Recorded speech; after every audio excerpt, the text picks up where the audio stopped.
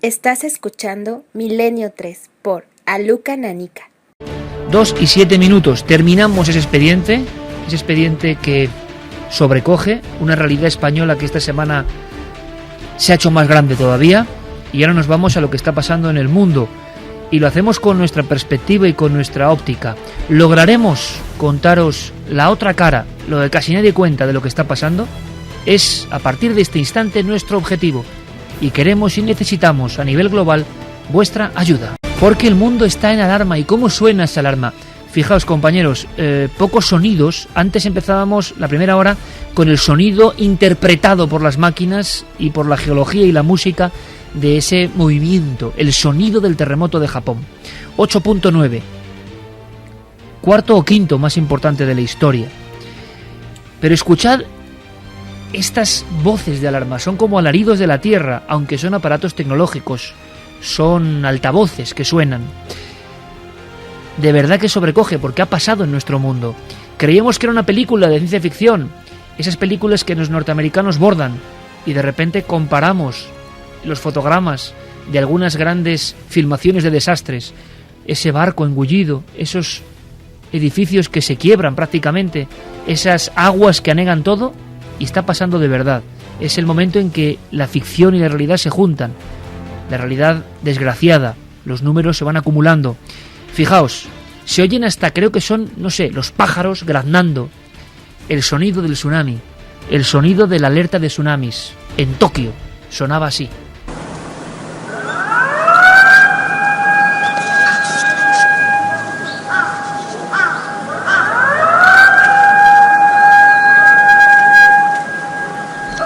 Muy poco tiempo después, a muchos miles de kilómetros, el mundo entraba en convulsión. Antofagasta, Chile. Voz de alarma en las tierras chilenas.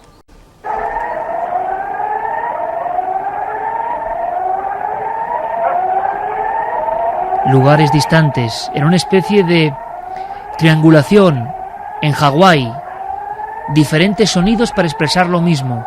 Peligro de una gran ola, una gigantesca ola que podía derrumbar prácticamente el mundo conocido, el mundo culturalizado, el mundo con tecnología. De pronto la naturaleza se estaba volviendo hostil.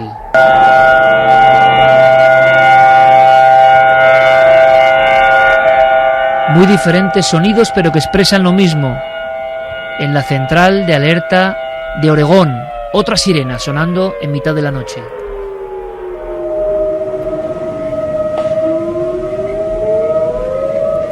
Todo esto en un tiempo récord, en una concentración de minutos, y las noticias que siguen llegando. Lo que más llama la atención, el problema con una central nuclear. Santi, en este instante, compañero, ¿qué sabemos? Ahora iremos analizando las diferencias y las similitudes con el terrible accidente de Chernóbil, tierra muerta, que tú has pisado.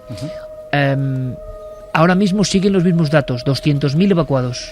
200.000 evacuados, y se empieza en Japón, como nos han comentado nuestros compañeros de los servicios informativos, la información está llegando con cuentagotas, la misma ciudadanía está sospechosa de que le estén sustrayendo datos importantes, pero se sabe que hay una lucha contra reloj, sobre todo en dos de los reactores de la central nuclear de Fukushima, para evitar la temida fusión del núcleo.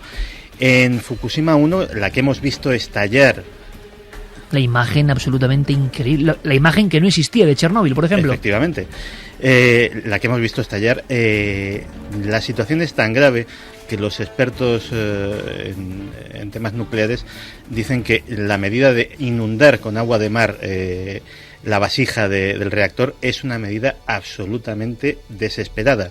Es decir, pensemos que se está utilizando una mezcla de agua de mar y boro. Nos acordamos de aquellos helicópteros que echaban sacos de boro y de ácido bórico al núcleo de Chernóbil para intentar frenar un poco la fusión. Pues esa mezcla, lógicamente, para lo que es la estructura del reactor y todo lo que pudiera ser aprovechable algún día, es absolutamente corrosiva. Es decir, lo que da a indicar esa medida es que el reactor se da por perdido para siempre. Afortunadamente es el único rayo de esperanza que tenemos en esta historia. Chernóbil y Fukushima son dos centrales nucleares muy diferentes y prácticamente, aun en el caso de darse una fusión del núcleo, una catástrofe de la magnitud de Chernóbil sería muy difícil que se produjese. Vamos a analizarlo con pelos y señales. Ahora os presento a un nuevo amigo conocido de todos que se incorpora para darnos su visión. Ha hecho algunos reportajes. Hay mucho reportaje, entre comillas, profético además, y muchos detalles. Yo os comentaba que los sonidos de los terremotos me los enviaba Guillermo León antes del terremoto de Japón. La interpretación del sonido del terremoto de Japón se ha hecho un día después. Pero bueno, sugiriendo un tema que podría ser interesante, Guillermo, haciendo un poco de profeta del ciberespacio, me lo enviaba, y por no hablar de películas que calcan lo que ha pasado, por ejemplo, en Japón. Pero vamos a escuchar brevemente unos minutos a Emilio Carreño para que nos dé algunas claves para pisar firme en esta tierra que se ha quebrado. Carmen, repetimos vías de contacto y la importancia de que hoy tengamos corresponsales, informadores en todas las redes sociales. Sí, que tenemos gente en Japón que a través del Twitter minuto a minuto nos está diciendo qué está ocurriendo allí. Se lo agradecemos. Estamos intentando contactar por teléfono con ellos a ver si pueden comentarnos por vía telefónica qué es lo que están viviendo, porque se están dando réplicas casi continuamente. Porque además ocurre una cosa que luego analizaremos también. Aquí estamos un grupo de periodistas, de investigadores, en fin, no voy a decir la gran victoria, porque esto es una gran tragedia también, pero la intercomunicación, las redes sociales, Internet, ha demostrado su poder, su absoluto poder, al minuto, y ese minuto lo vamos a vivir con todos vosotros. Líneas de contacto. Vamos a repetir las vías de contacto, además de nuestro Facebook y Twitter. Tenemos como siempre el 27699, palabra clave milenio, espacio vuestros mensajes, milenio3 con número @cadenaser.com y www.cadenaser.com. También teníamos una encuesta en ikerjimenez.com donde podéis seguir votando. La pregunta es: ¿estamos asistiendo a una venganza de la Tierra? Por el momento, sí, han opinado un 60,5% de la gente que ha votado. Menos Iker, de lo que yo pensaba. Yo pensaba que iba a rozar el 80%, fíjate, ante esta visión un poco apocalíptica de las cosas. Sí, ya se está hablando de apocalipsis, de los mayas lo decían, de profecías de Nostradamus, de películas que en el 2009 ya anunciaban esta tragedia y muchas otras cosas que iremos comentando a lo largo de la noche. Vías de contacto abiertas. Si hay alguna duda, entréis en ikerjimenez.com y ahí tenéis la pestaña de Facebook, La Nave del Misterio en Facebook, y tenéis La Nave del Misterio en Twitter, que son medios absolutamente versátiles al minuto para estar intercomunicados, aparte de las vías de contacto. Conectamos rápidamente porque hay que saber algunas claves de qué ha pasado con este terremoto 8.9. Durante una época están hablando ya de 9.1, ¿eh? 9.1, se ha corregido la escala, 9.1. Se está corrigiendo y están diciendo que lo más seguro que sea 9.1. José Manuel Nieves, compañero, buenas noches. Hola, buenas noches, sí que. Oye, por cierto, tú en un sí y un no sé que es muy difícil. ¿Dirías que es una venganza de la Tierra? Uf. Uf, te vale uf. Bien, perfecto. Dime, antes de hablar con Emilio. Me parece muy buena la respuesta, por cierto, Me parece muy buena. Uf. Repito. Pongo la tercera versión ahí, ¿no? Sí, no, uf. Mira, los datos científicos sobre el terremoto apenas están empezando a gotear ahora. Tendremos que esperar, en el mejor de los casos, días, en el peor, semanas, para saber exactamente qué es lo que ha pasado ahí. Entonces, la intensidad es uno de esos datos. A lo mejor nos llevamos una sorpresa y resulta que el terremoto era bastante más intenso de lo que en unos momentos iniciales se ha podido decir. Es una barbaridad, José Manuel. Es que además ha sido un terremoto inusual. Ha sido un terremoto inusual porque la zona sísmica donde se ha producido, en teoría, no genera terremotos más allá de una escala 7. En teoría. Vamos a contar cosas ahora, José Manuel. No quiero que... Vamos a escuchar a Emilio y luego abrimos el debate con todos vosotros. Por supuesto, te agradezco una vez más, compañero, corresponsal de Ciencia y Tecnología de ABC. Puedo decir que uno de los más leídos del periódico, todos los reportajes, y es que, claro, a la gente le puede interesar mucho la política, la crisis, la economía, lo que queramos, pero es que la ciencia, lo que está ocurriendo en nuestro planeta, lo que está pasando, el misterio que... Claro, por fortuna son temas universales. El debate, veo a Javier con cara de preocupación, y la última cosa que me ha dicho, antes de seguir revisando los datos con lo del núcleo de la central, a mí me ha preocupado. Ahora me cuentas más cosas, Javier. Abrimos debate con todos vosotros. Emilio Carreño es director de la Red Sísmica Nacional y nos va a dar algunas claves. Emilio, buenas noches. Hola, buenas noches. ¿Qué tenemos que saber de este terremoto que están diciendo, Emilio, que es de los más importantes de la historia, ¿cierto? Eso es cierto, es de los más importantes. Los que les gustan las estadísticas dicen que es el quinto, no sé si era cuarto, quinto o sexto, pero sí que es de los que pasarán a la historia y además con lecciones aprendidas muy importantes. ¿Cómo cuáles, Emilio? Primero, que por muchos sistemas que tengamos de alerta, por grandes estudios que hagamos para protegernos en los edificios de los terremotos, podemos minimizar los efectos, pero no nos podemos librar de los daños en un terremoto. Es prácticamente imposible. ¿Se suponía, Emilio, que en esta zona del planeta podía ocurrir un evento de esta magnitud? Por supuesto, y de hecho, a pesar de este accidente que parece que puede haber en una central nuclear, si no hubieran previsto los que han diseñado edificios singulares, y si no hubieran previsto que podía ocurrir un terremoto así, hubiera sido una catástrofe muchísimo mayor. Y desde luego lo que les ha quedado totalmente de sorpresa ha sido pensar que el tsunami, no tenía por qué hacer tanto daño como el terremoto, y ha sido todo lo contrario. Ha sido una vez más el tsunami más dañino que el terremoto.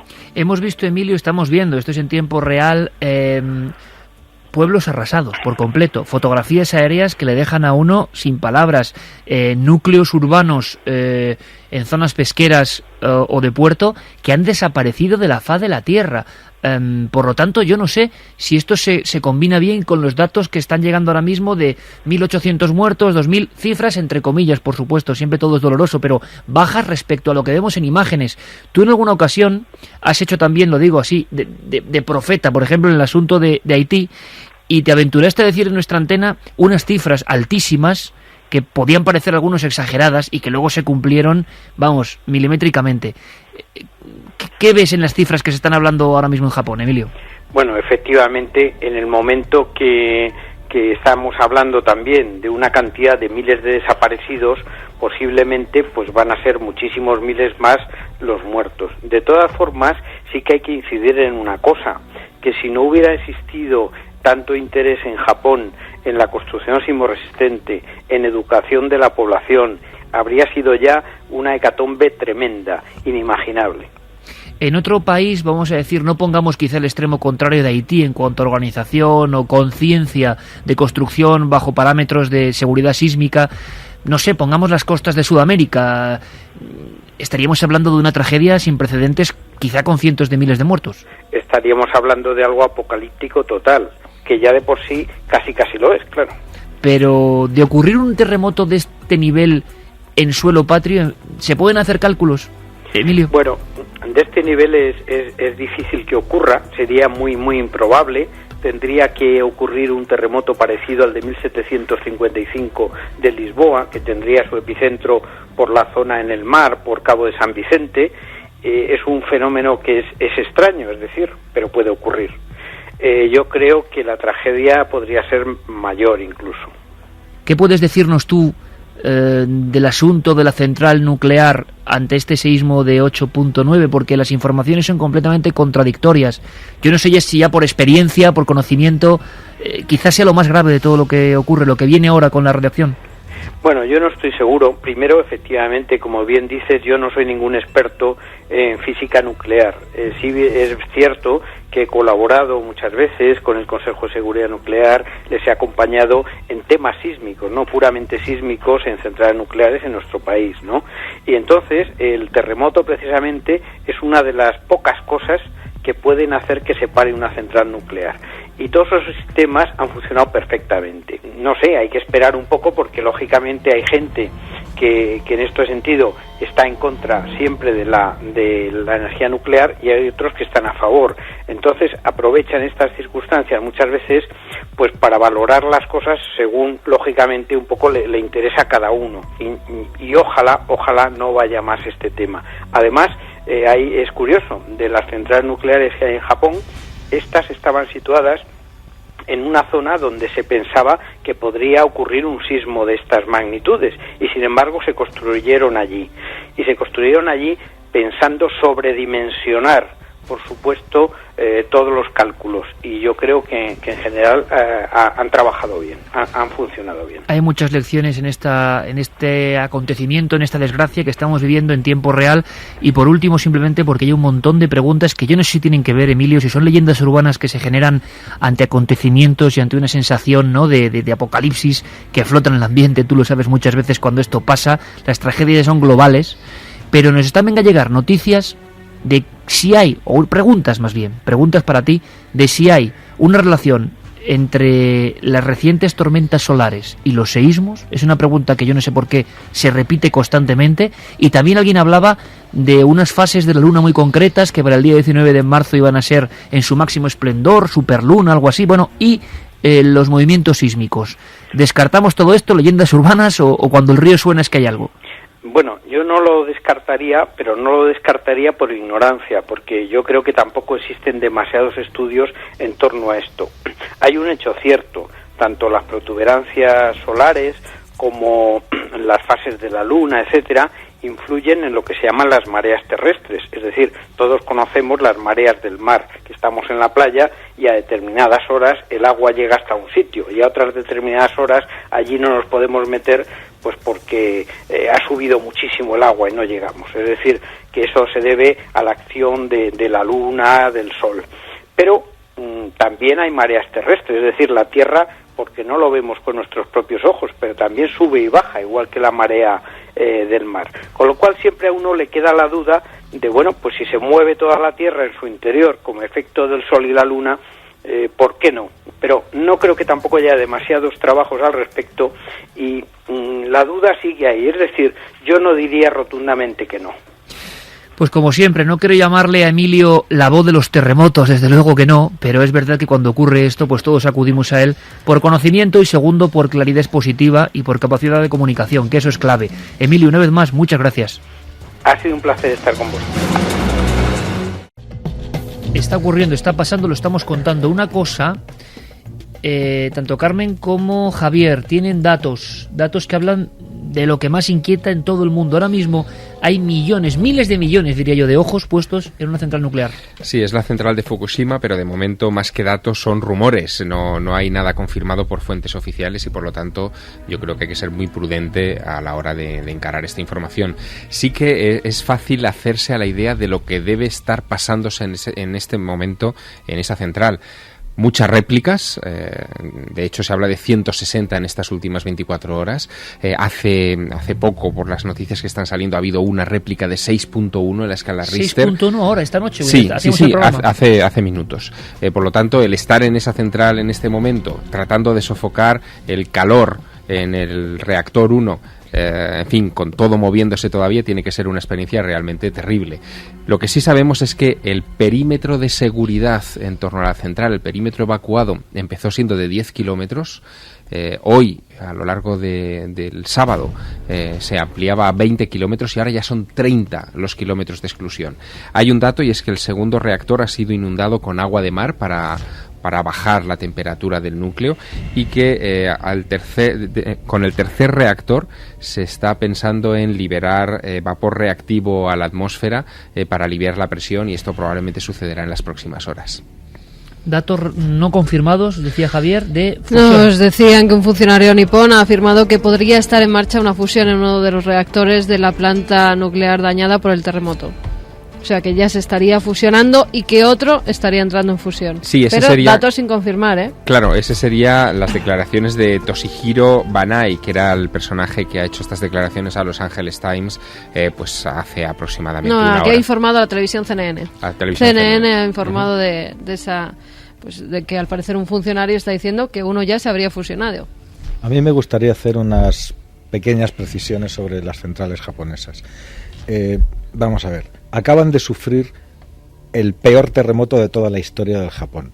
Cuando decía antes mi buen amigo Emilio Carreño que han construido centrales nucleares en una zona que se sabe que es una zona muy violenta y sísmica, lo han hecho con todo el conocimiento, porque esas centrales nucleares son las únicas del mundo que son capaces de resistir un terremoto hasta escala 7.5 y están diseñadas para eso. ¿Por qué? Porque se pensaba... Nadie se esperaba entonces. Nadie se esperaba, y ahora luego si quieres lo explicaremos, nadie se esperaba que este terremoto, en esa zona concreta donde se ha producido, pudiera ser mayor de 7,5 en la escala de Richter. Y luego eso lo dejamos aparcado, luego si quieres lo contamos. Las centrales japonesas están construidas así. De hecho, hay 54 o 55 centrales en Japón y todas han respondido a las mil maravillas. O sea, el seísmo, daros cuenta de que el tsunami ha arrasado un tercio de la nación. Una tercera parte del país ha sido arrasado por el tsunami. Una tercera parte de Japón. Son todas las zonas costeras. Ese es el cálculo que se está... O sea, estamos hablando de una catástrofe que es más violenta, mucho peor para Japón, que fue la potencia destructiva combinada de las bombas de Hiroshima y de Nagasaki. Pero entonces, ¿cómo se cuadra todo esto que yo no lo acabo de entender? A ver, estamos con las centrales, ¿no? Las centrales están diseñadas para que en caso de terremoto se desconecten antes de que haya ningún peligro. Eso ha sucedido en 11 centrales de las 55 que tiene Japón. Todas las centrales nucleares japonesas suministran un 30% de la energía eléctrica del país. O sea que cuando se desconecta automáticamente en pocos minutos el 25% de esas centrales, que son 11, pues estamos hablando de millones de personas en electricidad, como estuvieron el viernes y como han estado parte del sábado, ¿no? Más de 5 millones de personas sin electricidad. Pero han reaccionado todas perfectamente. La explosión que ha habido el sábado ha sido en una torre eléctrica, no ha sido en ningún lugar vital de la central. Y sobre todo tenemos que decir que la estructura que contiene al reactor no ha sufrido ningún daño. Lo que han sufrido daño es uno de los sistemas de refrigeración y aparentemente, y tiene mucha razón, un segundo sistema de refrigeración. Pero eso contrasta con lo que se está diciendo. No, te hablo de datos generales. Entonces, como lo que tenemos hasta ahora son rumores, yo ojalá estoy dando los datos de cómo de seguras son las centrales japonesas, que son de las más seguras del mundo. También es cierto que tienen 40 años ya. Sí, y esta que en donde ha sucedido la explosión es una central que es del mismo tipo. Fukushima, sí. Sí, Fukushima. Es el mismo tipo de la central nuestra de Garoña. Pero está construida a prueba de terremotos. Fíjate cómo será que ha salido Angela Merkel hace escasas horas diciendo que va a revisar toda la seguridad de todas las centrales alemanas para igualarlas a las japonesas. Y en Estados Unidos las autoridades nucleares han dicho lo mismo. Es decir, son un ejemplo modélico. Y han resistido las 55 al peor terremoto de la historia de Japón. Dicho lo cual, es evidente que ese terremoto algún daño tiene que haber causado, y a una de ellas, a esta central en concreto, puede haberle causado un daño serio. A día de hoy, a pesar de que haya un funcionario diciendo que tal, ojalá que no sea así, pero están haciendo... hay dos peligros, dos puntos muy débiles en las centrales nucleares, que son precisamente el reactor de fusión y lo segundo son los sistemas de refrigeración. Lo que se ha estropeado no es el reactor de fusión, sí los sistemas de refrigeración. Los núcleos tienen que estar a una temperatura constante de 300 grados y esa temperatura ha aumentado bastante en uno de los reactores y está aumentando en el número 1 y está aumentando en el número 3. Hay expertos internacionales que se han desplazado allí, tanto americanos como alemanes como de otros países, para intentar, incluso con aviones cisterna llenos de líquido refrigerante, y con ese líquido refrigerante han conseguido mantener el nivel durante el día del viernes. Hoy ya no ha sido posible, por eso están inundando con aguas de mar. Hoy ya no ha sido posible. No ha sido posible porque no había ya más líquido refrigerante. Comentaban que había un reportero de la BBC que quería llegar y le han mandado a 60 kilómetros del lugar. Bueno, eso es lógico, también. Esos son los protocolos de seguridad exactamente clásicos. Y las centrales, ante este cataclismo que ha habido en Japón, han reaccionado según el protocolo, según estaban diseñadas. Se han desconectado automáticamente, con lo cual han evitado el peligro de fusión, y hemos tenido la mala pata de que una de ellas de 55, ojalá que no pase nada, porque ahora mismo la alerta de seguridad está en nivel 4. Lo máxima alerta de seguridad es el nivel 7, que fue lo que sucedió con Chernobyl. Vamos a intentar comparar entre ambos mundos. Santiago Camacho estuvo en Chernóbil y vio todo aquel desastre. Fijaos si están divididas las opiniones, que nuestro equipo ha contactado con las dos caras, ¿no?, de la misma moneda. Carlos Bravo de Greenpeace, hablando del peligro de lo que está pasando en la central, y Rafael Herranz, jefe del área de radiación del Hospital Gregorio Marañón. Ambos han colaborado con Cuarto Milenio y con Milenio 3. Son apenas, es un minuto cada uno, expresan su idea, lo que está ocurriendo, claro, pero lo que está ocurriendo está variando con las horas también. A ver qué opináis. Primero Carlos Bravo, Greenpeace, después Rafael Herranz, experto en medición de la radiación del Gregorio Marañón. Bueno, lo que está claro es que se ha producido un accidente muy grave que implica la fusión, por lo menos parcial, del núcleo del reactor. Esto es uno de los accidentes más graves que se pueden ocurrir en una central nuclear. Esto ha provocado que se haya generado mucha radiactividad en el interior del núcleo y que al tener una situación muy descontrolada de altísima presión en la vasija del reactor, se ha tenido que liberar de forma deliberada radiactividad, grandes cantidades de radiactividad al exterior para tratar de rebajar la presión del reactor dentro de la vasija del reactor. La situación no está controlada, no se ha logrado refrigerar el núcleo y la evolución de la situación pues puede ir a peor, ojalá no, pero puede ir a peor y que se provoque una fusión total del núcleo, que es lo que pasó en Chernóbil. De momento, la Agencia Internacional de Energía Atómica, que está minimizando el problema, ya la ha catalogado de nivel 4 en la escala internacional de sucesos nucleares, lo que significa un reconocimiento de que hay una fusión parcial del núcleo, que hay daño al núcleo del reactor, que hay liberación de radiactividad y probablemente, si la situación empeora, vayan a tener que elevar la calificación de este suceso, de este accidente en la escala internacional. Vamos a ver, Chernóbil fue un nivel 7, es decir, estamos hablando de una distancia importante. Lo que hay que centrar es que en nivel 4 efectivamente hay emisión de radiación fuera del emplazamiento nuclear, pero que no alcanza niveles de los que llamamos de efectos deterministas, o sea, de efectos sobre la salud de las personas. Sí, es cierto que hay un aumento de la radiación ambiental, pero también es cierto que no es un aumento como para prever que existan alteraciones en la salud. A mí me ha llamado la atención que el plan de emergencia ha funcionado perfectamente porque de inmediato han hecho lo que tienen que hacer, es decir, una evacuación de personas en el entorno de las centrales. Y eso en número de miles de personas. Entiendo que también, si el problema era un isótopo del yodo, habrán practicado la profilaxis adecuada, es decir, administrar yoduro potásico a las personas en función de su edad, la dosis es diferente.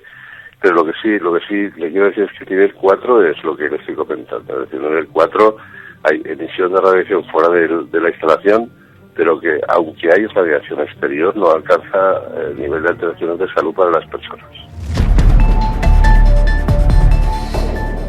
Ha habido, bueno, claro, estamos en un mundo, lo bueno que tiene es la inmediatez de la información, que nos llegan cosas de todos los rincones, pero también hay rumores y no sabemos si son certeros, si hay que hacerles caso.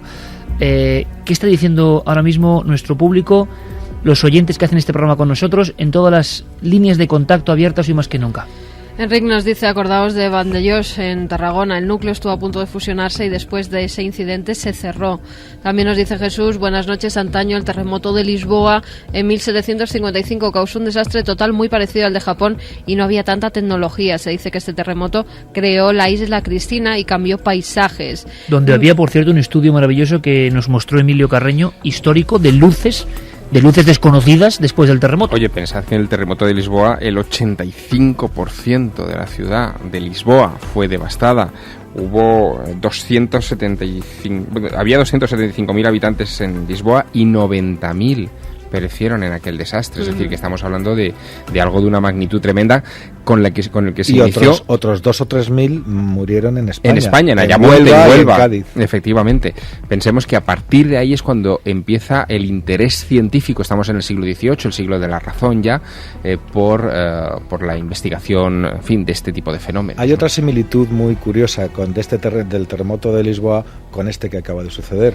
¿Os habéis fijado en las noticias, en ese gigantesco remolino que daba un miedo terrible, con ese barco intentando salir de allí? Bueno, pues se vio, hay testimonios en aquel terremoto se formó un remolino gigante también Claro. en las costas cercanas a Pensad, Portugal. y con eso Y acotamos... son las dos veces sí. que ha sido observado. Claro, vamos. pensad, y con eso acotamos este paréntesis del terremoto de Lisboa, que sí que nos sirve esta noche para calibrar lo que ha sucedido en Japón, que en aquella ocasión, como no había precedentes, la gente salió, en cuanto vio que sus casas temblaban y se venían abajo, salió a los muelles de Lisboa para salvarse, porque era una zona amplia que no, en fin, que estaban, digamos, a salvo de desprendimientos, y en ese momento, al cabo de unos minutos, es cuando ellos vieron las La gran olas. ola. Gigantes, Sí, que fueron 3, los testigos de la época hablaban de 3 grandes que terminaron engullendo a muchísima gente. Mira, quiero que escuchéis una cosa porque es alucinante esto.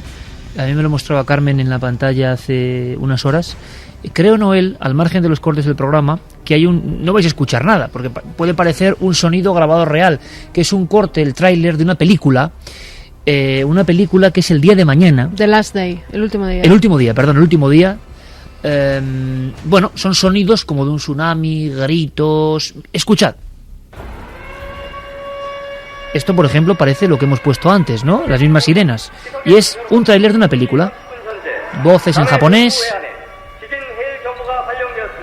Parece que algo va a ocurrir. Poblaciones de Japón se preparan para algo. Y llega el gran tsunami. Una de las escenas que estamos viendo ahora en el tráiler, que estamos imaginando con la fuerza de la radio, Carmen, es el mismo torbellino llevándose al barco. Engullendo un barco. En la realidad ese barco ha desaparecido, 100 personas iban en su interior, no se sabe qué ha sido de esas 100 personas, están dentro de la lista de los desaparecidos, pero en la película The Last Day, que es del año 2009, Youn es el director de esta película, se viven escenas prácticamente iguales. Además en esa que película... podrían pasar como si las metes ahora, nadie puede distinguirlas, lo que decía yo antes, de la realidad. Sí, en esa película se decía que un gran terremoto continuado de un tsunami acababa con gran parte de la costa japonesa. Además, incluso daban un dato. El terremoto era de 8,8 grados. Fíjate hasta dónde llegan las casualidades. Bueno, se sabe también que no solamente han desaparecido barcos, sino también trenes. Un tren de pasajeros. Había un tren que estaba por la costa, bordeando por la costa, por lo visto fue arrasado, no han encontrado ni el tren. De película. No, pero sí que han encontrado otros 3 trenes y además con todas las personas dentro y estaban vivas. ¿Estaban vivas las 3 personas del tren? trenes, sí. 3 trenes que daban por desaparecidos los han encontrado y dentro de las personas estaban con algunas no hay película heridas, que pero... pueda comparar. ¿Habéis visto esa imagen que es de hoy, no de ayer, en la que unos tipos con un coche estaban escapando de la ola, delante de la ola? Era espeluznante. Hay una cosa Imágenes, claro, ¿no? Exacto, hay una cosa que distingue esta catástrofe de cualquier otra de las precedentes, y es que lo hemos visto en directo. Es decir, que por primera vez hemos visto un tsunami de verdad. Se puede reconstruir desde el terremoto, dentro de despachos, del Parlamento, de supermercados, las olas Toda la acercándose. secuencia se puede grabar y se puede Se puede compilar. hacer una película solo con esas imágenes. Claro, sabíamos, por ejemplo, que en el caso de los tsunamis no son como nos imaginamos en las películas, ¿no? Es decir, no es una gran ola, una pared de agua que de repente cae. Altísima, ¿no? Sino que es un flujo constante que empieza suavemente y que es continuo, termina arrastrando todo. Lo peligroso no es no poder resistir nadando a la ola, porque uno podría resistir más o menos, sino la cantidad de objetos, chatarra, pero que parece esto que arrastra. entonces hay un margen de inicio para salvarse, ¿no? Sí, si no es Y a De la todas hora maneras, de que te puedas resistir, no podría Javier. resistir nadando tampoco, porque la ola de un tsunami no tiene nada que ver con una ola normal del mar. O sea, tiene una fuerza descomunal y te estamparía contra lo primero que encuentras. más que un movimiento del agua, es una transmisión de energía a través del agua, que es muy distinto. Una ola normal, las que llegan a la playa, es la propia agua que por las corrientes o por la acción de los vientos rompe y llega, tú la puedes cruzar. Un tsunami es un muro de agua, una pared de agua impulsada por una cantidad de energía que viene detrás y que te levanta un muro de agua que en lugar de romper, como rompen las olas, continúa mientras tenga energía. O sea, sigue, llega a la orilla y continúa y continúa. Por eso y continúa. hemos visto pueblos arrasados y 5 queremos conocer kilómetros han metido. luego su historia. Seguimos con los mensajes. Vías de contacto que están abiertas. Vamos con más mensajes. Milagros nos escribe desde Perú. Nos decía que si tendrá alguna relación el terremoto con las extrañas muertes masivas de animales que se han dado durante principios de año. Aplicamos una última hora también, Javier. Pues sí, porque han llegado noticias desde Redondo Beach, en California, donde han aparecido millones de sardinas muertas esta semana, justo, 2 días antes de... Y si ves las fotografías son millones. Sí, son o sea, millones. Bueno, de hecho hay toda una operación de limpieza que está recogiendo esas sardinas todavía hoy. Las van a utilizar como... ¿Esto también era por una tormenta? Bueno, no se sabe, se piensa que se han ahogado, que les faltaba oxígeno, probablemente por algún empuje de las aguas quizá acabaron dentro de la bahía y allí toda esa cantidad de peces consumieron el poco oxígeno que había en el agua en ese momento, pero todos son conjeturas. Algunos han llegado a aventurar que las líneas magnéticas de la Tierra están cambiando y que los animales se desorientan. Eso haría que, por ejemplo, hubieran aparecido, y esto ha pasado, es decir, tortugas laúd, por ejemplo, en aguas de las Rías Baixas aquí en España, cuando son animales que tienen que estar en aguas del Caribe. En fin, es un poco el quinto día. De hecho, ya hay algún estudio que dice que ha desplazado el eje terrestre por lo menos 10 centímetros.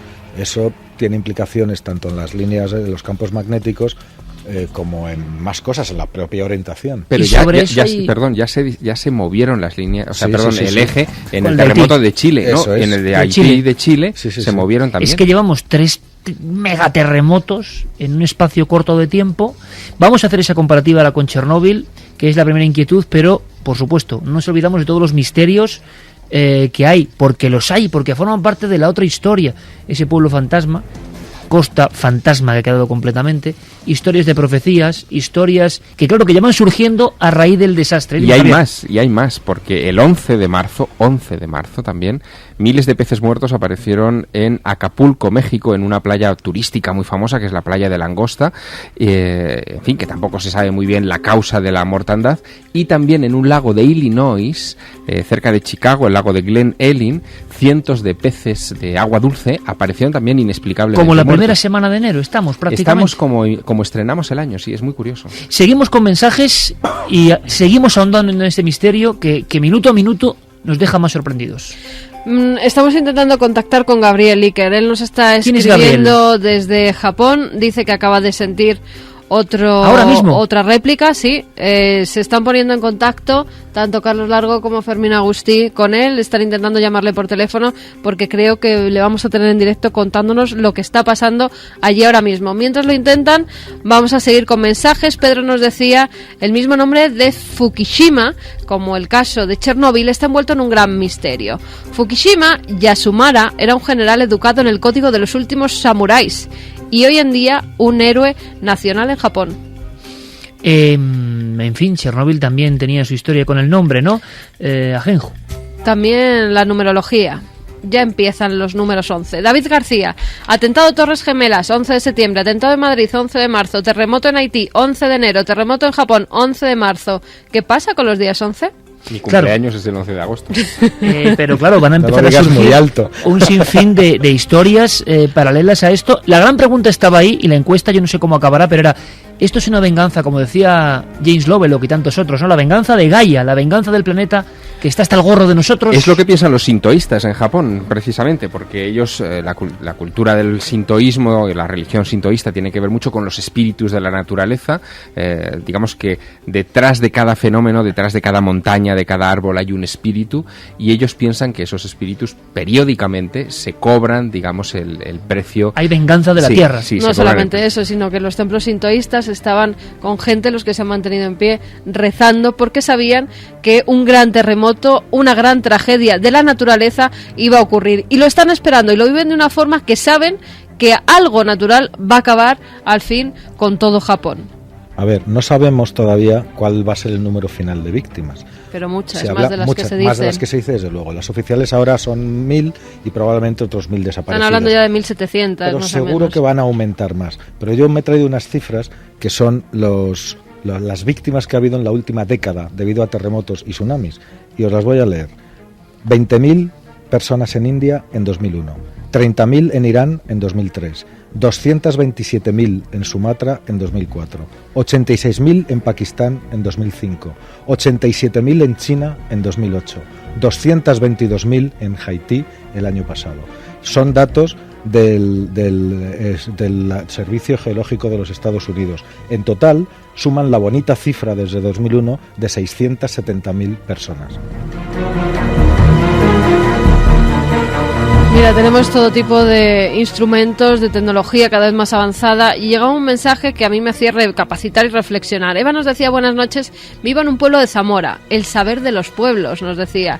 El jueves me dijo un compañero del pueblo que la tierra se estaba moviendo mal, que los pájaros estaban raros, los peces, que tantas ballenas muertas, porque esta última semana yo creo que se han encontrado de nuevo varadas muchas ballenas, que tantos peces muertos, y le reflexionaba este chico, este compañero suyo, y decía: va a pasar un desastre pronto. Lo que ocurre es que también tenemos el gran dilema, ¿no? Tenemos más información que nunca o estamos atravesando una fase complicada en el planeta Tierra. Santi, hay una... Yo sé que tú estás casi hasta apesadumbrado. Santiago Camacho, ¿podemos desvelar esta noche el secreto, compañero? Claro. Está a punto de salir un libro tuyo sobre tu experiencia en Chernobyl. Efectivamente. Yo creo que va a ser un trabajo, pues como todos tus trabajos, ¿no? Magnífico. Pero, bueno, desde luego yo en su día dije: Santi, todo lo que has vivido tienes que contarlo, ¿no? Porque es muy diferente incluso nuestra posición de hablar de Chernobyl. Y fijaos, si nos impresionó, que pisar lugares como Kopachi, que ya no existen, que han sido barridos de la faz de la Tierra, los pueblos barridos de la faz de la Tierra, como ocurre ahora con algunos pueblos de Japón. Y yo te he visto como más impactado que al resto cuando veías imágenes que tú decías: esto es como lo de Chernóbil, ese niño siendo pasado por detectores de radioactividad, o ya están dando, me decías en la redacción, ya están dando las pastillas de yodo. Sí, ya se están preparando las pastillas de yodo, porque es una de las medidas en caso de un escape principales. El yodo se fija en la tiroides, el yodo radioactivo, el isótopo radioactivo. Si tomas pastillas de yodo, esos receptores ya, digamos, están ocupados, con lo cual no absorbes. Y bueno, parece ser, dicen las últimas noticias, que ya se han detectado en la atmósfera niveles anormales de cesio. Que en definitiva... O sea, te estás encontrando con el teletipo que cada vez hay cosas más tremendas, ¿no? En Hawái, que ya está lejos, ya empieza a subir la radiación de fondo también a niveles anormales. La corriente de aire va hacia allá, o sea, es completamente lógico. En Estados Unidos han detectado, según dicen los teletipos, también un incremento de la radiación. Sí, estamos hablando de niveles muy superiores de radiación de fondo, pero que siguen siendo inofensivos. Estamos hablando de orden de microrems, que son unidades muy pequeñas de radiación, que pueden ser equivalentes pues a lo que, pongamos por ejemplo, a lo que cualquiera de nosotros absorbemos en un viaje en avión. Claro. Está ocurriendo algo, pero todavía... Santi, te pido mucha atención. Javier, José Manuel, Carmen, todo el equipo, Carlos y Fermín me dicen que tenemos la fortuna, y esto es hacer la radio en vivo, gracias a la tecnología, de tener a Gabriel en Tokio, que, bueno, pues están viviendo todo lo que están viviendo, y además hace minutos, y creo que había habido réplicas hace escasos instantes. Gabriel es profesor de español en Tokio. Gabriel, buenas noches, amigo. Hola, buenas noches, ¿qué tal? Bueno, Gabriel, es que parece que estás en la siguiente manzana, esto es increíble, ¿no? La tecnología. Estás ahora mismo en Tokio. Muchísimas gracias por tu participación, amigo. Vamos a ver, ¿ha habido réplicas hasta hace bien poco? Sí. Bueno, llevamos ya 2 noches. Bueno, noches y días, pasa que por el exterior no se nota tanto, pero en los edificios la verdad es que se nota mucho el temblor, y llevamos 2 noches de réplicas prácticamente cada 10 o 15 minutos. ¿Cada 10 o 15 minutos? Sí. ¿Y tú, por ejemplo, desde tu posición, desde el lugar donde estás en un edificio de estos altos de Tokio, o es una casa más pequeñita, estás observando directamente pues el movimiento dentro de la casa, cómo se cimbrean los edificios, las imágenes que hemos visto ahora aquí a través de las agencias, estás viendo en vivo? Eso es. Bueno, no es un edificio alto, es una casa tradicional japonesa, es una machiya, lo que llaman una casa tradicional. Y sí, claro, aquí se nota más, si me apuras, que en un edificio alto, porque son, claro, edificios mucho más endebles, están hechos de madera incluso. Y sí, es como un barco, la sensación de estar en un barco, se menea de un lado a otro, y bueno, pues llevamos, ya digo, 2 días en ese plan. O sea, oye, ¿con miedo, Gabriel? Sí, la verdad es que sí, o sea, ya digamos que con 2 días después lo asumimos como una cosa normal, pero por ejemplo en la última, que ha sido pues a las 10 de la mañana, hora de aquí, la sensación que teníamos todos era la de salir a la calle. Entonces un poco teníamos ese miedo, y porque empezaban incluso a moverse los libros, todos los objetos que tenemos en las estanterías, un poco parecido al de hace 2 días. Gabriel, ¿os han dado algunas pautas a seguir para cuando haya esas réplicas? Tenéis que poneros, decían, debajo del quicio de una puerta, que normalmente, pues al parecer, si empiezan a caer cascotes y cosas, es el sitio donde mejor te puedes refugiar. ¿Hay algún sistema? Porque yo sé que en Japón tenían incluso hasta cinturones en algunas casas, las más modernas, para atarse si ocurrían algunos de estos seísmos. Bueno, sí, tenemos instrucciones que nos dan los ayuntamientos, pero ya incluso desde el momento en que llegamos a Japón. O sea, la verdad es que la organización, eso sí, es excelente, están preparadísimos. No creo que haya lugar donde la gente esté mejor preparada para el tema de los terremotos en el mundo. Y lo que sí que hay es unas áreas de evacuación en todos los barrios. Hay como, pues pueden ser estadios de fútbol o de béisbol, zonas abiertas, donde digamos que hay una mayor seguridad en caso de un terremoto que estar dentro de un edificio. Entonces mucha gente incluso va a pasar la noche a estos sitios. Aquí en Tokio no sé, yo creo que la gente está mayoritariamente en casa, pero sí que existen esas áreas de evacuación como medio, digamos, de seguridad. Gabriel, porque da la impresión de que ha sido la costa norte la más afectada. De alguna forma, en la gran urbe hay como más protección, pero lo que está ocurriendo ahora son las informaciones, no sé si tenéis o alguna otra información por la proximidad, ¿no? Porque aquí lo que nos llegan, Gabriel, son datos absolutamente contradictorios en torno al cataclismo, a la catástrofe, al accidente, no sé cómo llamarlo, de la central nuclear. ¿Qué es lo que estáis escuchando directamente allí sobre el terreno, Gabriel? Aquí yo lo que veo, sí, hay una cierta preocupación por parte de la gente. La prensa japonesa, si la ves, digamos que alarma mucho menos que la prensa internacional. Parece como si no estuviera pasando nada demasiado grave. Pero la realidad es lo que estáis comentando vosotros, que están ampliando el radio de exclusión, la zona de exclusión, están dando pastillas de yodo, y aquí a nivel de Tokio una cosa que se percibe es que la mayor parte de los supermercados, los konbini, que son tiendas que abren las 24 horas, están en este momento sin alimentos. Yo he ido a comprar y nada, pero la gente ha acaparado alimentos. Gabriel, allí se están emitiendo imágenes donde podéis ver a personas fallecidas, porque es que hemos recorrido todas las imágenes que han salido a nivel internacional y no se ha visto la fotografía, la imagen de un solo muerto. Ya, bueno, me imagino que será por una cuestión de censura, a lo mejor pero vamos, muertos ha habido, por lo que se comenta. Sí que se han visto las imágenes en la NHK, la televisión pública japonesa, pues las imágenes que creo que habéis visto todos, de la tsunami que se traga a los pueblos, o sea, el desastre posterior, ¿no? Todo a nivel de fotografía aérea. Pero sí, yo creo que a lo mejor el tema de los muertos es por una cuestión de censura. Gabriel, con el 11S. Nosotros no conocemos evidentemente Japón como tú, que estás allí sobre el terreno, pero la zona donde ha ocurrido todo esto, ¿sería la zona socialmente, vamos a decir, más pobre, más alejada, menos tecnológica, como algunos analistas han dicho?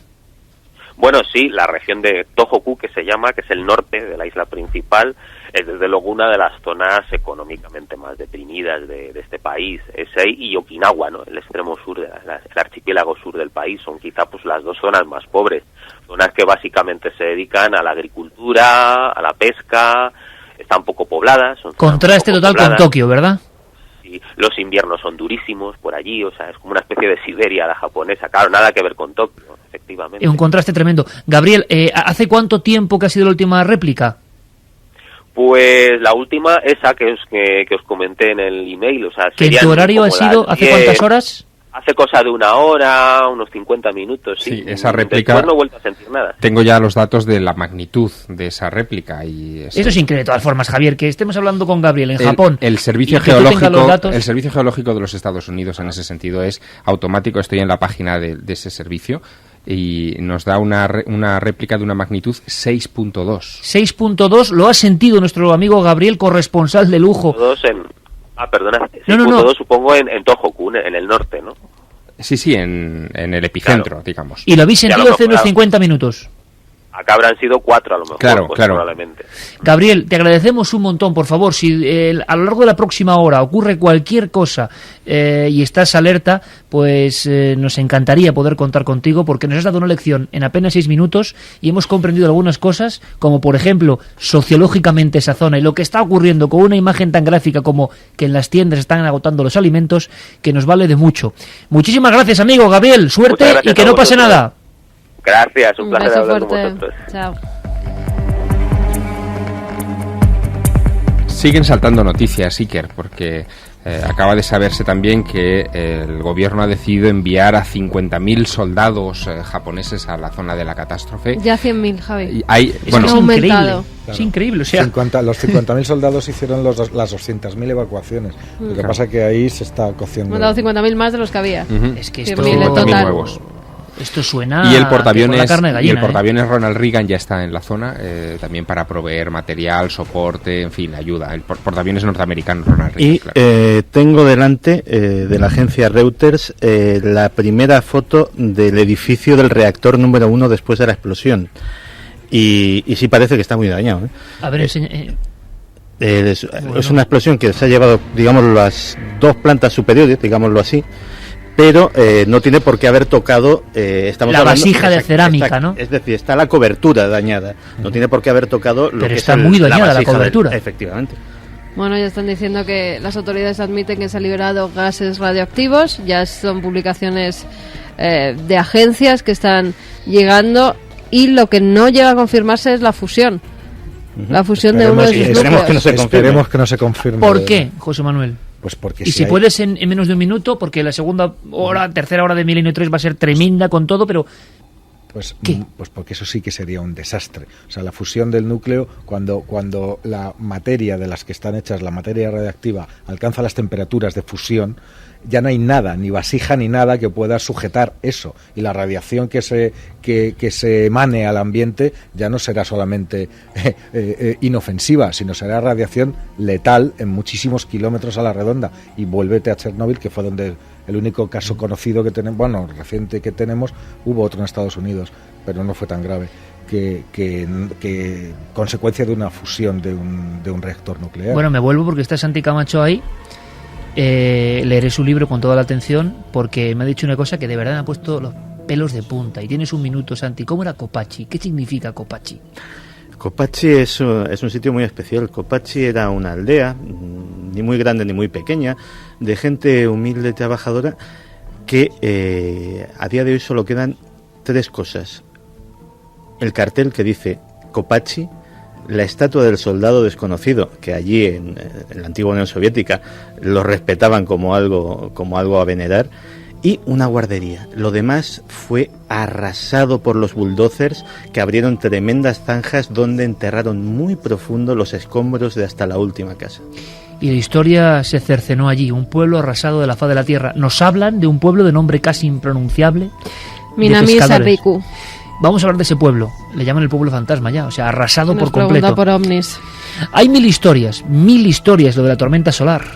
Por supuesto, lo analizaremos con todos nuestros amigos. Equipo de emergencia, equipo de alarma en una noche pues donde el mundo se convulsiona. ¿Está vengándose la Tierra? ¿Qué opináis? Volvemos después de las noticias en la cadena SER aquí en Milenio 3.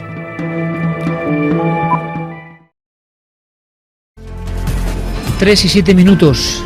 Noche de alarma, noche de tsunami, noche de noticias que llegan como una cascada sin cesar. El micrófono amarillo de la SER informando con todas las vías abiertas de contacto, y la verdad es que uno no deja de sorprenderse. Empezábamos el programa con esa fotografía del oso panda, el oso panda agarrado como un niño a las piernas de un cuidador porque está escuchando que viene el terremoto, y los ojos cerrados y la nariz pegada a las rodillas del ser humano buscando protección. La naturaleza, cuando ruge la naturaleza. Y dentro de todo esto, dramas inimaginables como ese pueblo muerto, otros muchos. Decía, por ejemplo, el corresponsal del Mundo en Asia, David Jiménez, viaje por la costa fantasma. Aparecen ya también no solo informaciones, sino reportajes ante la sociología, lo que hay después del desastre. Después del desastre, o entre desastre y desastre, por desgracia, surgen muchas cosas y no pocos misterios. Yo lo hablaba con mis compañeros ahí fuera. si yo fuese un oyente, que lo soy de este programa, porque luego yo lo reescucho, estaría pensando que en 3 minutos, en 5, en 7 puede cambiar todo lo que hemos contado, y eso da un vértigo especial a esta emisión. Nuestro deber de periodistas, informaros. También es un misterio esto que está ocurriendo. ¿Gaia se ha cansado de nosotros? ¿Que esté pasando esto a las puertas del 2012 tiene algo que ver o no tiene nada que ver? Y dos conceptos, Sol y Luna, que han aparecido. Emilio Carreño, director de la Red Sísmica Nacional, le he cambiado los términos, nos hablaba de que no se puede dudar, ni afirmar, ni negar, simplemente es que no hay datos, pero que no descartaría así, porque sí, la relación con, por ejemplo, las tormentas solares. Se ha hablado mucho de todo eso, y vamos a analizarlo, y nos están preguntando, pero hay de nuevo, esta noche es así, noticias, Carmen, nueva alerta de tsunamis. Sí, los últimos teletipos que llegaban nos alertaban de la inminente llegada de 2 tsunamis, decían, ante las réplicas que sigue habiendo, porque como bien nos decía Gabriel, continuamente está habiendo réplicas, y eso, una más fuerte, puede provocar que se cree otro tsunami.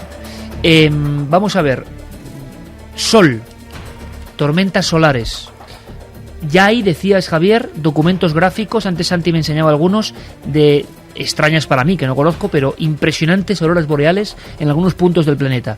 Y muchas personas nos preguntan por la relación entre las tormentas solares, que es un tema que inquieta, que parece que ahora mismo está llegando una de esas tormentas solares fuertes, y lo que ha pasado. Como sucede con todo este asunto, el debate no es local, es decir, no es que de repente en los estudios de la cadena SER en Madrid nos saquemos de la manga esta relación, sino que se está comentando a nivel internacional. Tengo ahora mismo, por ejemplo, abierta una página del Times de la India, en el que un grupo de científicos debaten acaloradamente sobre si esa tormenta solar del pasado miércoles ha tenido o no alguna influencia en los acontecimientos que, en fin, que se están viviendo ahora mismo, exacto, Javier. Que se están viviendo ahora mismo. Lo que sabemos es poco, porque la relación entre esas partículas cargadas que nos llegan en un bombardeo de este tipo, de una tormenta solar a la Tierra, pues la verdad que se estudian desde hace muy poco tiempo, y no sabemos el efecto que puedan tener, aunque se especula sobre ello, por ejemplo, en el núcleo de la Tierra, en el movimiento de las capas tectónicas. Lo que sabemos respecto a esta última tormenta es que fue mucho menor de intensidad que la tormenta del pasado 14 de febrero, exacto, que la tormenta de San Valentín, que es la que inaugura, o al menos se está estableciendo esto oficialmente, la que inaugura el ciclo solar 24, ¿no?, que sería el que estamos ahora, que es una etapa en la que las tormentas van a ir increciendo, porque el Sol parece que pasa por esta fase de pues de acatarramiento, vamos a llamarlo así. El Sol, para que nos hagamos una idea, se llena de pústulas, que son las manchas solares. Algunas de estas pústulas revientan, pústulas que están controladas en todo momento por nuestros satélites, es decir, sabemos cuáles son, se enumeran, y en este caso sabemos que la responsable de esta tormenta solar del día 9, del miércoles, fue la 1166, y sus efectos todavía están llegándonos. De todas maneras, los 2 años primeros de cada ciclo solar son los más fuertes, los más intensos. Luego alcanzan, normalmente, luego alcanzan un equilibrio, digamos, y empieza el mínimo solar, que es la última fase del ciclo en el que nos encontremos, ¿no? O sea, estamos en fase creciente, de efervescente, digamos. Fíjate, José Manuel, que pocas veces, o sea, yo he notado, porque se nota enseguida, una alarma, porque es lógico, porque los hombres y mujeres de la calle no conocíamos bien el asunto, y el domingo pasado en Cuarto Milenio analizabais el asunto de la tormenta solar. Por supuesto, ni intuíamos que iba a pasar lo que ha pasado en Japón. Ha causado cierta alarma, hay mucha gente preocupada, Carmen. Nos llegan muchas personas que tienen marcapasos, que con lo que dijimos, que es que eso afecta o puede afectar, o hay estudios que incluso hablan de incidencia en las epilepsias. Bueno, es un tema que está ahí y afecta a la Tierra, que somos nosotros también. La Tierra somos nosotros. Y yo he notado ese pozo de un asunto que hemos abierto, una caja de Pandora que no se conocía mucho a nivel popular. Carreño no descarta que haya relación entre tormentas solares y este seísmo. Hay dos tipos de efectos que de los que podemos hablar, que son los efectos, como muy bien decía Javier, de las tormentas magnéticas, que se desconoce prácticamente todo. Se desconoce prácticamente todo porque, primero, porque es verdad que llevamos poco tiempo estudiándolos. Y segundo, porque no hay ningún dato sobre el que nos podamos apoyar que nos diga que efectivamente esas inundaciones de partículas puedan tener algún efecto sobre el núcleo terrestre que a su vez repercuta sobre la actividad de las placas tectónicas. Eso está muy poco estudiado y la ciencia no puede decir nada de todo eso. Eso es el efecto número 1. Y luego el efecto número 2, sobre el que la ciencia sí puede decir más cosas, es la gravedad. La fuerza de la gravedad, y no solamente del Sol, sino también de la Luna, porque otra de las cosas que hemos podido leer Superluna en Internet es que estamos a una semana escasa, el día 19 de marzo, que es el día de San José, pues tendremos una superluna, que es una luna que va a ser un 17% más grande. La luna llena, además toca luna llena justo ese día, ¿no? Y va a ser un 17% más grande que de lo que la hemos visto en los últimos 20 años. Tú publicabas en ABC un artículo justo el día antes del terremoto sobre la superluna. Sí, y además fíjate diciendo que la superluna, los científicos dicen que no va a provocar terremotos. El titular te lo recuerdo, lo tengo aquí, es la superluna del día de San José no causará terremotos ni erupciones devastadoras. Ha sido una profecía a la contra. Pero exacto, pero ha sido 24 horas antes de lo que estamos viviendo. Y diré que la NASA, después del terremoto, ha sacado otro comunicado diciendo la superluna del 19 no ha tenido nada que ver con el porque con el ya a nivel terremoto. Popular, claro, todo el mundo relacionaba los hechos. Claro, es decir, bueno, imagínate, es que Internet es muy vasto, con B y con V, con las dos letras, y entonces hay que expurgar mucho lo que viene, decir quién lo dice y de dónde salen las cosas que se dicen, ¿no? Entonces, en el caso de la Luna y del Sol, pero hablamos no de fenómenos magnéticos, sino de gravedad. ¿Qué es lo que sí sabemos? Bueno, pues está clarísimo, y lo sabemos todos, que la Luna ejerce efectos medibles en la Tierra, y ahí tenemos las mareas, como nos contaba Emilio Carreño. Y las mareas son flujos del agua que dependen de la intensidad de la gravedad de la Luna. También hay mareas de tierra, mareas terrestres, y es verdad también, sobre todo eso se nota más en las zonas, en las líneas de falla, que son donde la corteza terrestre es más débil, se detectan una serie de movimientos, ¿no? Según los datos que sí se han estudiado, pues se puede demostrar que durante los periodos de luna nueva y de luna llena, es decir, cuando empieza y cuando está llena, pues aumentan ligerísimamente las actividades sísmicas, que no quiere decir que sean terremotos, en un 1% aumentan en estas regiones de falla, ¿vale? Pero el efecto más grande puede ser provocado por las propias mareas. ¿Qué hace la Luna? La Luna hace mareas altas y mareas bajas. Y lo que sí está demostrado es que cuando hay marea baja, evidentemente hay menos agua. Si hay menos agua, hay menos peso sobre la corteza terrestre del fondo. Ese peso del agua contribuye a mantener las líneas de falla unidas. Entonces, o sea, que la sensación que hay es que todo es un engranaje de piezas, claro, mucho más con contrapesos de lo que pensamos. Claro, pero entonces cuando hay menos presión de ese agua que hay encima de las fallas, pues digamos que se sienten más liberadas y tienen más libertad para moverse, ¿no? Eso sería un efecto medido. De todas maneras, no hay ningún dato científico que pueda relacionar este terremoto con la el tema actividad de la superluna. La superluna será el día 19 y ha sido el terremoto 10 días antes del día 19, precisamente en un momento en el que la Luna está más lejos que la media de la distancia que normalmente está la Luna. Al revés. Poco. Evidentemente, cuando la Luna está más cerca, su acción gravitatoria es algo mayor y por eso genera estos efectos que te he estado contando. Pero no podemos decir, justo lo contrario, a 10 días del día de la superluna, que es la luna llena del día 19, al revés, estaba más lejos que un día normal. Superluna y Sol. Hay muchos términos que también están aquí y que Santi ha sondeado. Todo el mundo de la conspiración, claro, también tiene su palabra, Santi. Están evidentemente diciendo cosas. Algunas luego, curiosamente, se confirman, otras no. Y quiero que me comentes historias que tienen que ver, por ejemplo, incluso en algunas páginas se hablaba de movimientos sísmicos en lugares muy emblemáticos del mundo ahora mismo. Vamos a verlo. Javier, se ha hablado incluso y está surgiendo como con los grandes desastres globales, a partir del primer gran desastre global que fue el 2001, profecías, historias, se ha hablado incluso de Nostradamus. Claro, de una centuria. Es que ya está saliendo todo. Vamos a escuchar a nuestro público en unos minutos. Vamos a repetir las vías de contacto, Iker. 27699, Y la encuesta. palabra clave Milenio, espacio vuestros mensajes, Milenio3 con número, @cadenaser.com y www.cadenaser.com, además de Twitter y Facebook, que estamos muy atentos esta noche a todas esas vías de contacto. La encuesta. La pregunta era, ¿estamos asistiendo a una venganza de la Tierra? En ikerjimenez.com pueden seguir votando. 59,7 que sí, 40,3 no. Mucho más reñida de lo que yo pensaba. Yo hice una porra con los compañeros del equipo y dije, yo creo que va a rozar el 80%, porque todos tenemos esa sensación de que la Tierra está harta de nosotros o de lo que hemos hecho con ella, pero parece que no, y me alegro. Vamos a escucharles. Vamos con mensajes. Nos decía José Luis, los japoneses veneran mucho a sus difuntos y los respetan enormemente. Supongo que será por eso. Ya aprendieron en la deshonra que para ellos fue la Segunda Guerra Mundial que mostrar un país lleno de muertos no es bueno.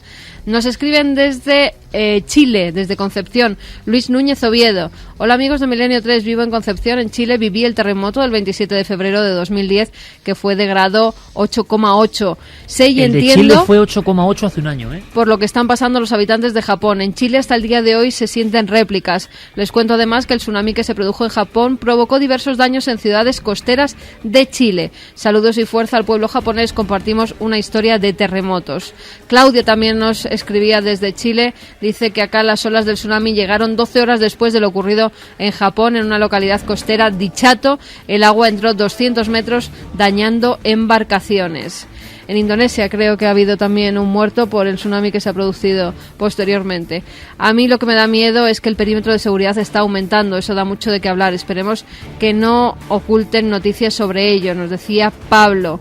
Se están dando noticias contradictorias. Desde Facebook nos dicen que la agencia de noticias AFP ha declarado ya el primer ministro japonés que se ha producido la fusión de uno de los reactores. Pero yo estoy buscando en todas las noticias y no puedo confirmarlo. Repito, no se puede confirmar aún. Si te sirve de algo, en apenas un minuto lo vais a escuchar nuestro compañero Carlos Largo, gracias además a la labor de un buen amigo, Carlos Chevalier, que trabaja en la Embajada de Japón en España. Hemos podido hablar con Noriteru Fukushima, que es ministro consejero de la Embajada de Japón, y le preguntaba a Carlos, evidentemente, qué pasa con la central. Aunque esto ha ocurrido hace un par de horas, ya, claro, es que no sabemos qué ocurre. Todo está cambiando, pero estas son sus palabras. Pero después de esta explosión, el gobierno aseguró que no ha tenido lugar en el reactor esta explosión y que no ha dado ninguna fuga radioactiva importante.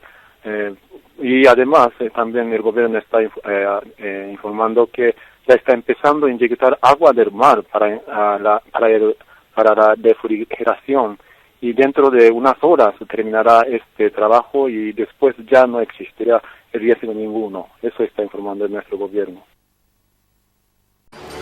En fin, todo contradictorio, estamos aquí todos cotejando datos, que si no se ha fusionado el núcleo, que si sí. Bueno, tenemos que estar muy pendientes. De todas maneras, me sorprenden, todos estos mensajes de nuestros oyentes en el cono suramericano, que claro, están viviendo en directo también la magnitud de esta catástrofe.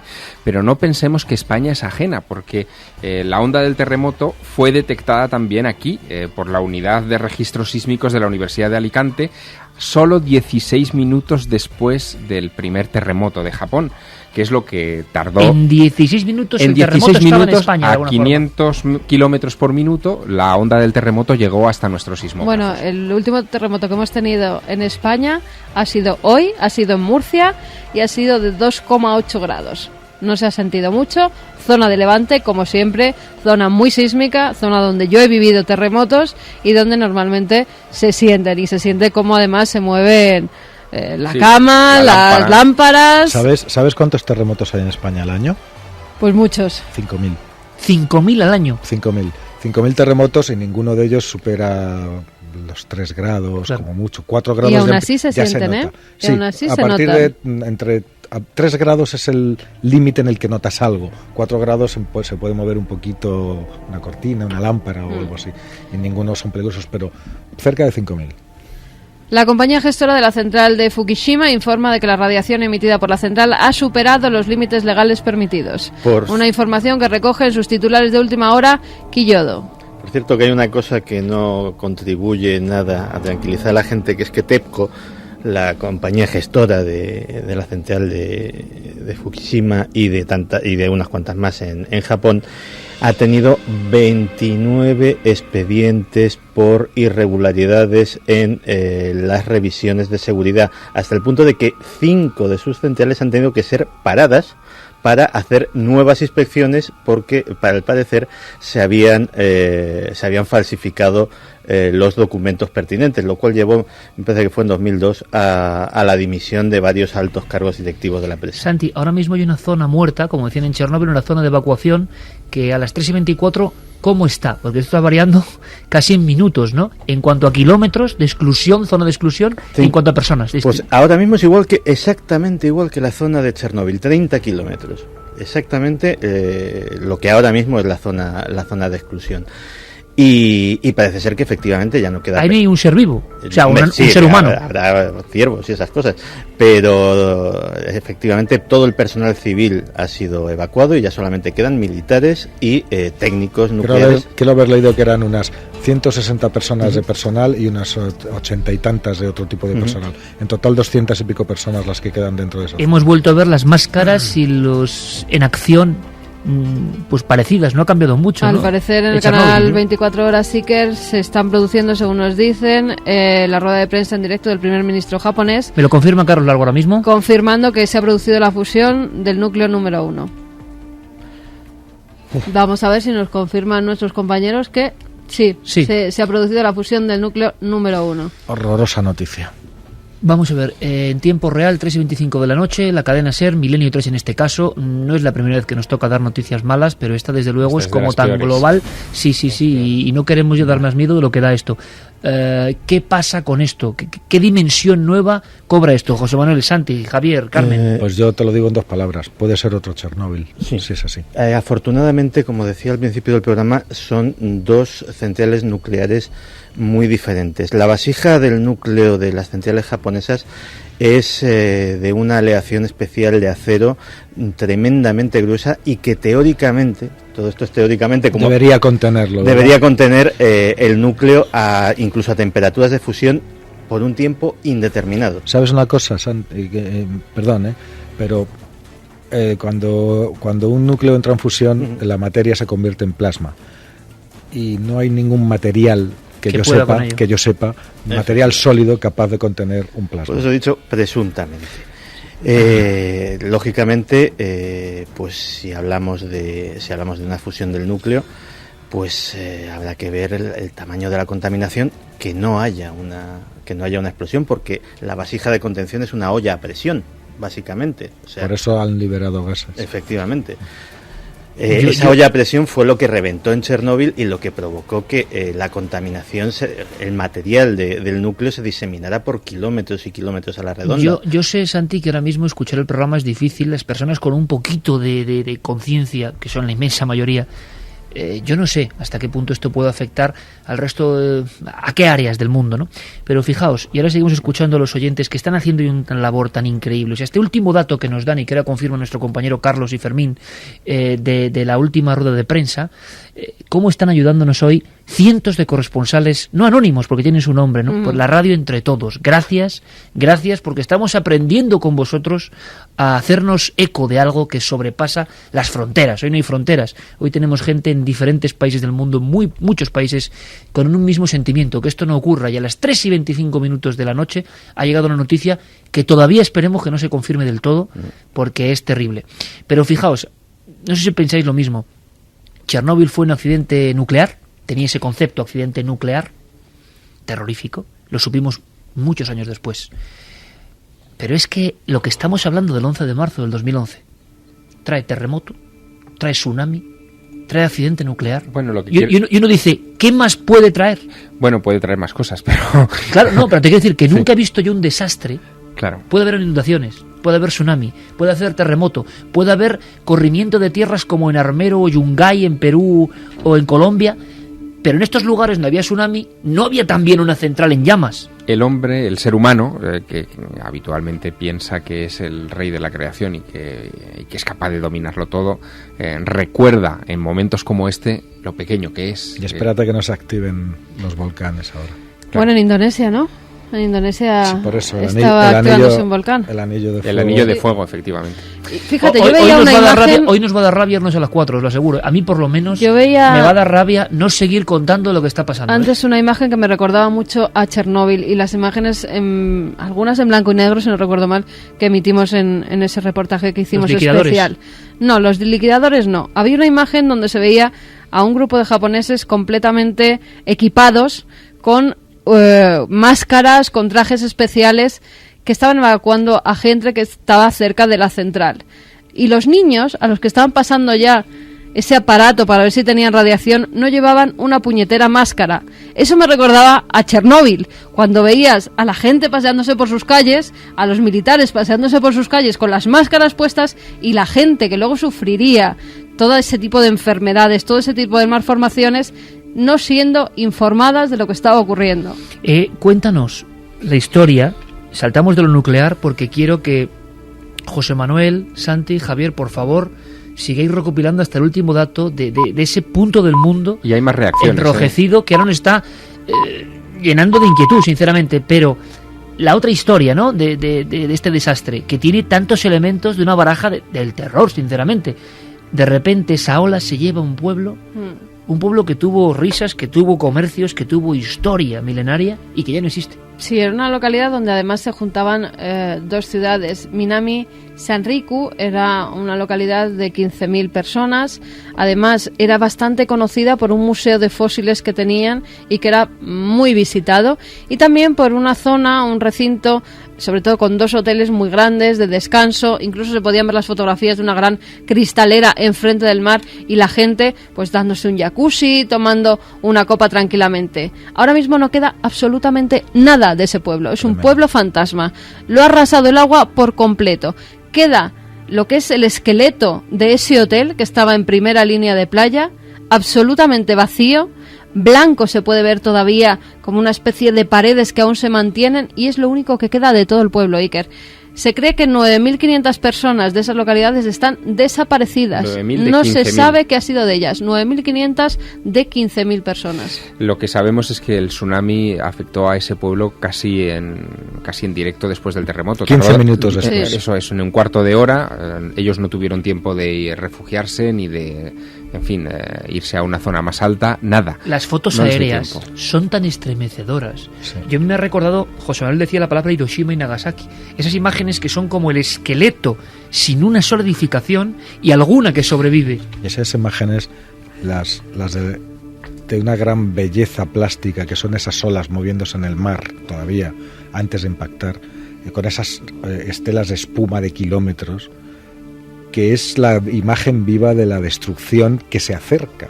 O sea, eso hemos tenido la desgracia y el privilegio al mismo tiempo de poder contemplar esas imágenes en directo, tomadas desde un helicóptero. Luego, cuando esas olas impactaron, ya hemos visto lo que han hecho, ¿no? El drama humano es tremendo. Se está hablando, en fin, de cifras cada vez mayores de muertos confirmados. Y lo que queda. Y lo que queda. De momento los desaparecidos, las cifras de desaparecidos ya están a punto de superar la barrera de los 100.000 según 100.000 desaparecidos. Según todas las estimaciones. Y fíjate... Más de 100.000 desaparecidos, y algunas fuentes ya apuntaban 170.000, Sí. aunque era un dato que se daba Sí, pero muy pronto. fíjate, hay una reacción que a mí me ha llamado particularmente la atención de estas últimas horas. Google, el famoso servidor de Internet, el que utiliza todo el planeta, ha creado un Google Crisis Response, o sea, una especie de página web especial donde una persona, como el acceso a la tecnología se sigue produciendo en Japón, y Japón es el país más tecnologizado del mundo, para encontrar a los desaparecidos. Tú puedes entrar en esa página y decir, estoy buscando a alguien, y dar los datos de la persona que buscas, o tengo información sobre alguien, y compartir la información con todo el mundo para que la gente, los familiares, en fin, las personas que se han desconectado entre sí puedan comunicarse a través de esta página de Es Google. una de las grandes tragedias en el mundo de la tecnología.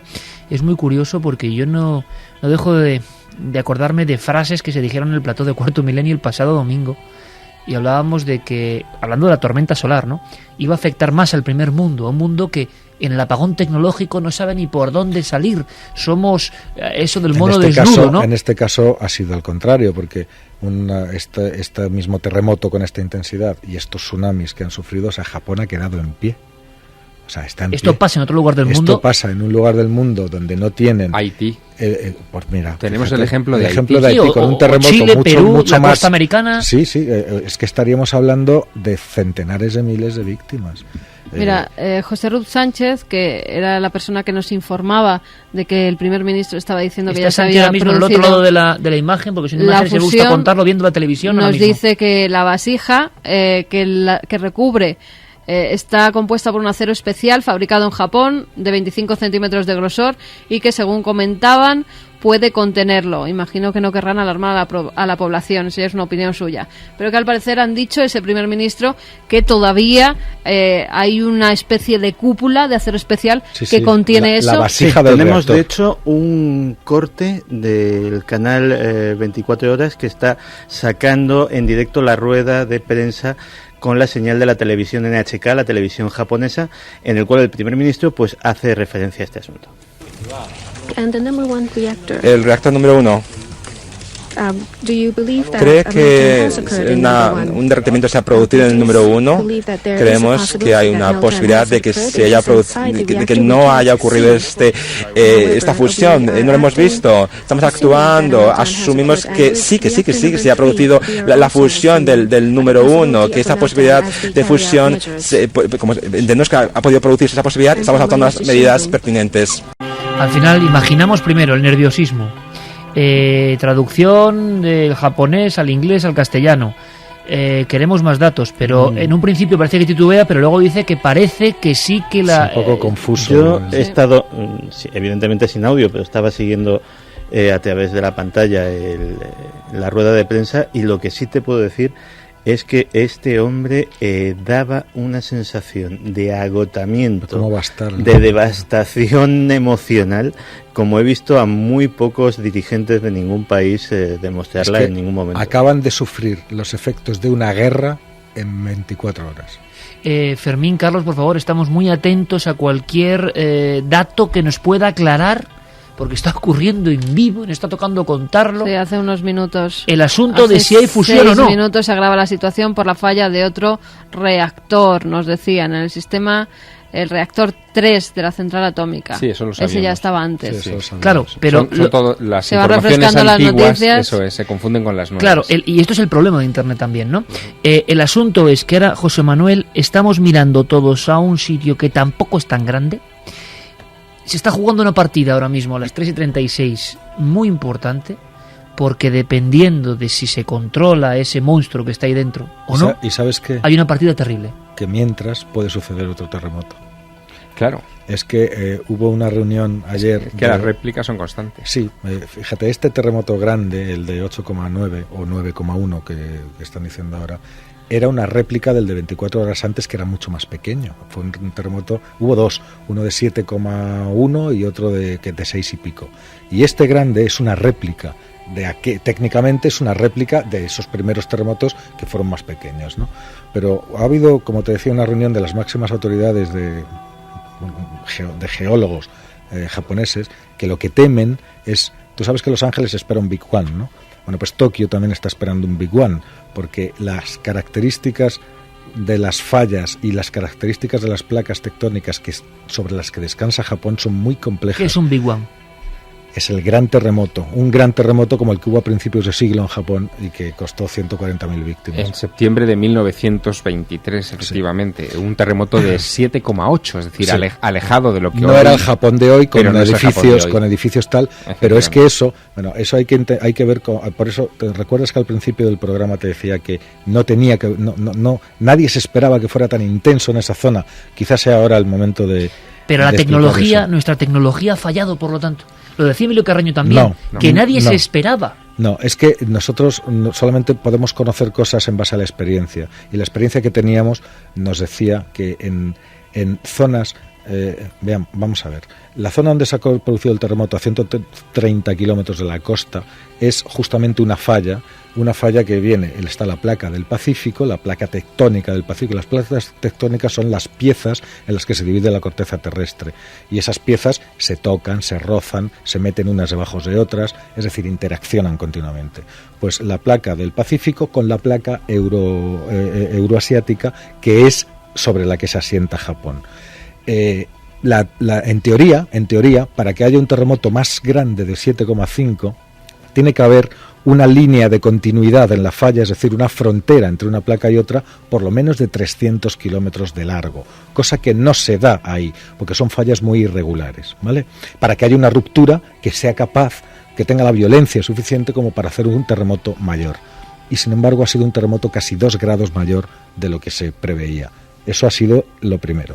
Pero lo segundo, que es más grave, que sería más grave si es que se produce, es que este terremoto, el que ha sucedido, no sea más que el aviso del terremoto mayor que podría haber debajo de Tokio, porque Tokio está asentada encima de una falla triple. O sea, hay una tercera placa que se junta a la euroasiática y a la del Pacífico, que es la placa de Filipinas, y entonces forman esa especie de cruz entre la línea de fallas, se multiplica y se rompe. El epicentro y del puzzle, ¿no? Claro, 2 de esas placas se han visto implicadas en el terremoto del otro día, ¿no? José Manuel, hay una buena noticia, y es que al menos cuando se hicieron las prospecciones geológicas para construir las más de medio centenar de centrales nucleares que hay en Japón, se eligieron específicamente lugares donde no había fallas, claro, y lo más alejadas posible de esos puntos. Y se construyeron para poder soportar terremotos de 7 o 7,5. Uh-huh. Por eso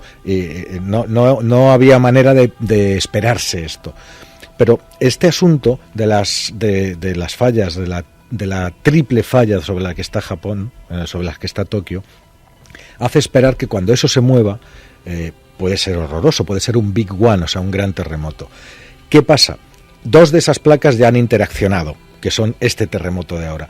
En concreto ha sido la placa euroasiática, que se está deslizando, es un movimiento que se conoce como subducción, por debajo de la placa del Pacífico. Y esos deslizamientos no son continuos y constantes de poquito a poco, sino que se hacen a saltos. Y esto ha sido uno de esos saltos. Salto. Ese ha sido uno de esos saltos. Geológicamente no, lo que pasa es que nosotros somos como hormigas encima de una hoja que está encima del mar, ¿no? Pues imagínate. ¿Sabéis qué me viene ahora a la cabeza, Iker, que también tiene que ver con temas que hemos hablado muchas veces en Milenio 3? ¿Qué habrá pasado con las pirámides submarinas de Yonaguni? Que estaban por ahí. Que están en esa zona, efectivamente. Ostras, las míticas pirámides de Yonaguni que tanto se ha hablado. Por cierto, otra cosa, otro elemento, porque mucha gente nos está preguntando, y Carmen pone caras viendo las noticias que van llegando y las comunicaciones de nuestros amigos, queremos escucharles, porque están dando información, pero se ha hablado, claro, surge el otro lado del terremoto, la otra cara, que ya no son solo los pueblos devastados, sino, por ejemplo, todo tipo de vídeos, ovnis sobre el lugar, que ahora se ve en HD y se ve que es un helicóptero, pero todo el mundo, claro, porque hay 250.000 filmaciones de los mismos acontecimientos, buscando misterios. Se ha hablado hasta de Nostradamus. Se ha hablado no solamente de Nostradamus y de su centuria primera, Cuarteta 46, que decía muy cerca de Auch, Lectur y Mirán, un gran fuego caerá del cielo durante 3 noches. Hacían referencia a las llamaradas del sol, que estaban cada vez más cerca de la Tierra. La causa parecerá tanto pasmosa como maravillosa. Poco después habrá un terremoto. Lo están relacionando ya con Japón, pero no solamente eso puede relacionarse con cualquier terremoto de los últimos 3 siglos, claro. Pero no solamente Nostradamus, Parravicini. Sabéis que Parravicini ha surgido ya esas profecías y esos dibujos. Bueno, pues había un dibujo del año 1939, ruido de ruidos, ensordecerán las alturas, la bomba F. Y lo que llama la atención es esto que estáis viendo aquí ahora, una especie de remolino, arriba pone Japón, un remolino, y una especie como de el del barco, remolino que parece tragarse algo. La gente ya lo está relacionando con el terremoto de Japón precisamente. Y si es un mapa de Japón, imagen. La verdad es que está justo en el área.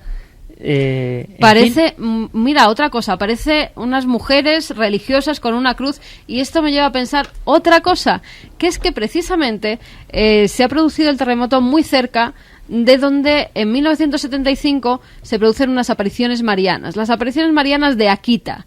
Bueno, pues esa localidad ha quedado menos dañada que otras localidades que hay alrededor. Y en teoría, la Virgen, que se aparece 3 veces a una religiosa, a una vidente, que además sufre todo tipo de estigmas. Eso en Japón. Una de las, sí, la Virgen de Akita, muy conocida, porque además después de esas supuestas apariciones de la Virgen, una estatua muy alta que tenían, de más de 3 metros, si no recuerdo mal, de madera, empieza a llorar durante 4 años sangre. Y le salen estigmas en las manos. Bueno, una aparición muy conocida en Japón. Y da una serie de mensajes, esa Virgen que se aparece, y uno de ellos es que Japón será engullido por un terremoto. Ahora la gente lo está relacionando todo con las apariciones marianas, con las profecías, claro, con los objetos volantes no identificados. Lo cierto es que dicen que en Akita esa Virgen ha protegido la localidad, ha protegido la zona, porque ellos han montado un templo muy grande donde los fieles van a rezar a esa Virgen. En el desastre hay una tramoya, la tramoya de lo que piensa la gente, de sus propias creencias y de la velocidad de Internet. ¿Cómo es posible que Parravicini, os acordáis, aquel sensitivo que dejaba dibujos, la cara de Fidel Castro, que si Hitler, que si las Torres Gemelas, dijeron, y es verdad que es muy curioso este mapa de Japón, años 30, y una zona que me parece desde luego o una serie de redondeles, claro, es auténtica esa profecía, se ha falsificado, se ha modificado, es que vaya usted a saber, habrá que comprobarlo, pues pero desde luego, claro, es interesante, son curiosidades que están pasando.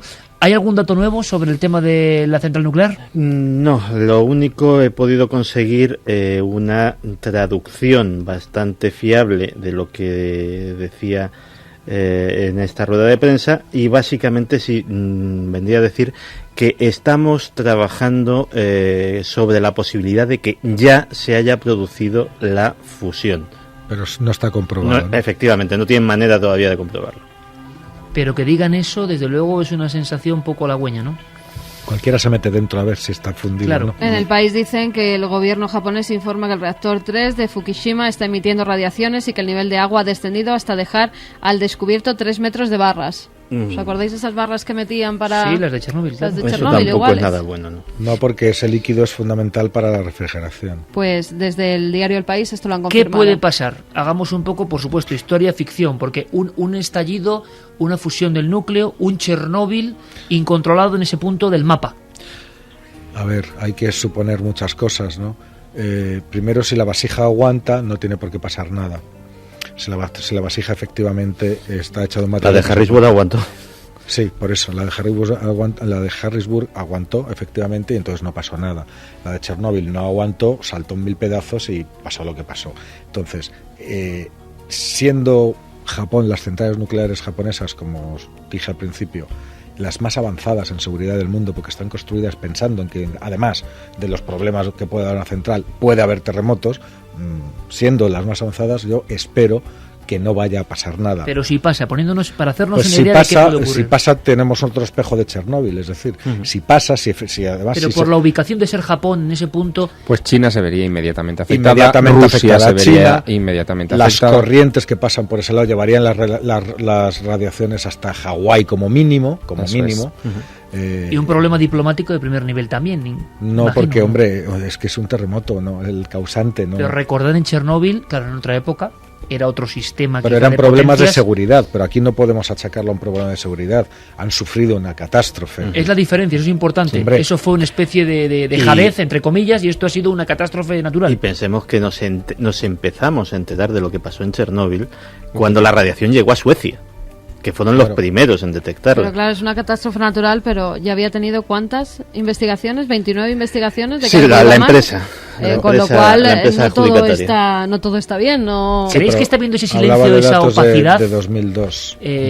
Compañeros, la sensación esa de que todo es claridad, datos, ¿no? Y cuando llega uno al tema del misterio, entre comillas, de lo nuclear, no sé, hay como una densidad que sí, pero porque no. Causa mucha alarma. Que si no, pero sí. Porque causa, es una cosa pero que causa es bueno mucha esto. alarma.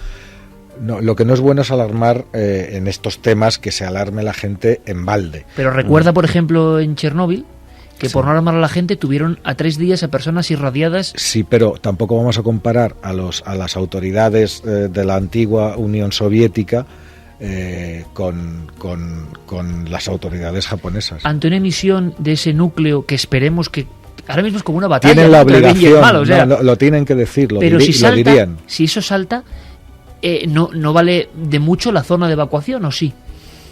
No, la zona de evacuación está hecha, es el protocolo, como muy bien sabe Santi, es el protocolo hecho cuando hay alguna emisión, cuando hay que liberar presión de la vasija, ¿Qué haces cuando hay un pequeño escape.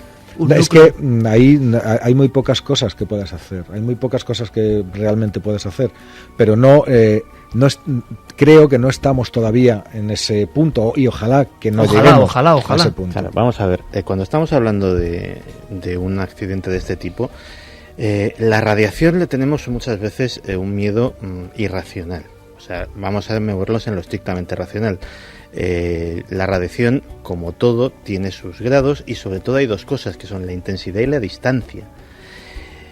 Si tenemos un núcleo con una fusión descontrolada que se quede ahí se queda y puede estar aislado exactamente igual que está el sarcófago cubriendo el núcleo de Chernóbil, y yo he estado a 150 metros y aquí estoy. O sea, tampoco efectivamente, como muy bien decías, no vamos a alarmar. Lo grave sería que hubiera una explosión que trae lo que es un fallout, que trae una lluvia radioactiva, y entonces sí que la hemos fastidiado. Pero y sobre lo de ocultarlo o no ocultarlo, no hay que olvidarse que ahora están expertos internacionales, está la Organización de la Energía Atómica de la ONU, está allí ayudando y dando sus conocimientos y dando su vigilancia. Hay expertos norteamericanos, hay expertos de la ONU, están los propios expertos japoneses. Sería imposible de ocultar eso. Allí en Japón, en un punto de Japón, en este lugar, nosotros que hemos hecho un documental que se llamó La noche del fin del mundo sobre Chernóbil, nosotros que hemos hecho programas sobre esto, que todo tiene una poética de lo ya pasado, ¿no? Ocurrió hace 25 años y dices, bueno, ahora mismo a las 3:50, pero en Japón, las escenas que se pueden estar viviendo de militares, máscaras, mangueras y un eso núcleo por supuesto. Está ocurriendo ahora mismo. Eso por supuesto. Es como un bucle de la historia. Escuchamos a nuestros amigos. Decían los últimos teletipos que llegan hace apenas 5 minutos que la radiación cerca de la central de Fukushima supera los niveles de seguridad, 882 microsieverts, y lo permitido son 500.